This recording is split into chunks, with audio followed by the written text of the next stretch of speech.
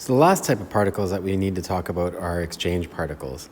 And those are those particles that, according to the Standard Model, mediate forces. So in the Standard Model, forces are not just something that we can calculate. You know, gravity doesn't, it happens at a distance, but it's not some magical thing that we can calculate. According to the people in the Standard Model that believe in the Standard Model, forces are actually mediated by particles that come in and out of existence and are transferred from one object to another object.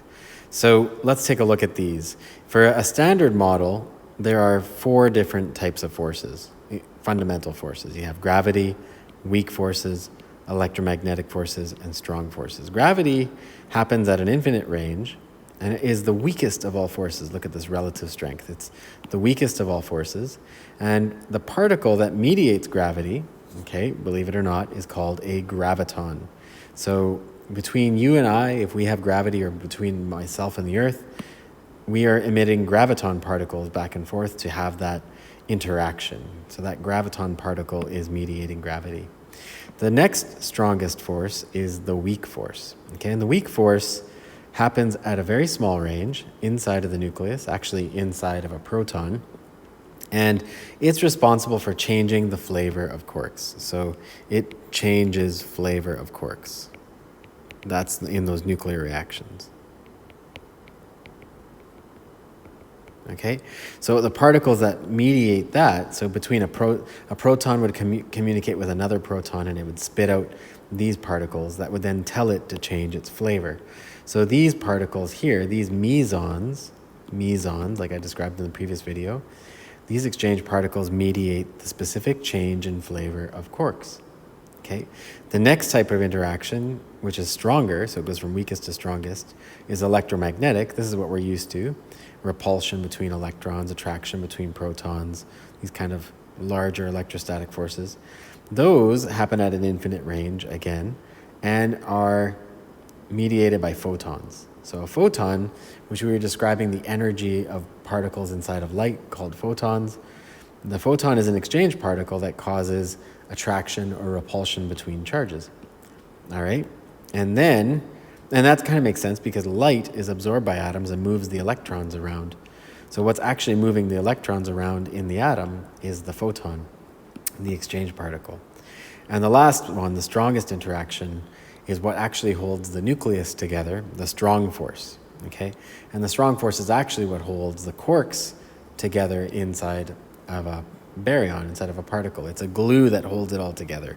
And that is mediated by these particles, gluons or pions. Okay? So you have this data table, I believe, in your data booklet. And you need to just look at it to remember the important exchange particles, because sometimes you'll have to state which exchange particle is mediating a force. That could be in a multiple choice question. Or you have to draw it in to say, okay, that particle is causing this to happen, which I'll explain right now. Okay? So first of all, just to give you a schematic, you know, what really causes electrons to repel? This is from your textbook. You know, what we learned before, it's electrostatic forces, or Coulomb's law. Okay, and there's an equation that describes that. But for people that believe in the Standard Model, they believe electrostatic repulsion happens because one electron sends out a photon particle. Okay, and that sends out the photon particle, which then is absorbed by the next particle. If this object pushes out a photon, the resultant motion of that electron is going to go in that direction, thanks to Newton's third law. And then as this photon travels and then collides and is absorbed by that electron, it's going to transfer its momentum to that electron, and that electron is going to move in that direction. So in essence, when I spit out a photon, by me spitting it out and getting absorbed, we are moving in opposite directions, and therefore that is called repulsion. So the photon exchange particle is mediating repulsion. And for a lot of people, that makes more sense than calling it just some invisible force. Okay? And plus, we can see that these photon particles exist, and so what is their purpose of them being a particle? Okay? So Feynman is a scientist who is probably one of the smartest of them all, who came up with, basically is the father of quantum mechanics. And no, not quantum mechanics, but he's definitely the father of many different types of sciences, including nanotechnology. But he came up with this idea of drawing exchange particle mediated forces, like the mechanism of it.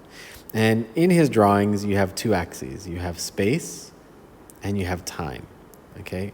So everything moves along the continuum of time. According to this diagram, all that's on this part of the diagram is before the event, and everything up here is after the event. You're moving with time, okay? And space just kind of shows me the direction that things are moving, left, right, and we'll figure out what that means in a second. So here, what he's trying to draw here, a diagram, is repulsion between two electrons. Here's two electrons before, moving upwards, okay? So there are two electrons moving upwards. One electron emits a photon, causing it to change its momentum. The other electron absorbs, causing it to change its momentum, and what we are seeing here is repulsion, okay? So this is a diagram showing electron-electron repulsion, okay, mediated by a photon, which is an electrostatic force or electromagnetic force, the third strongest force, okay?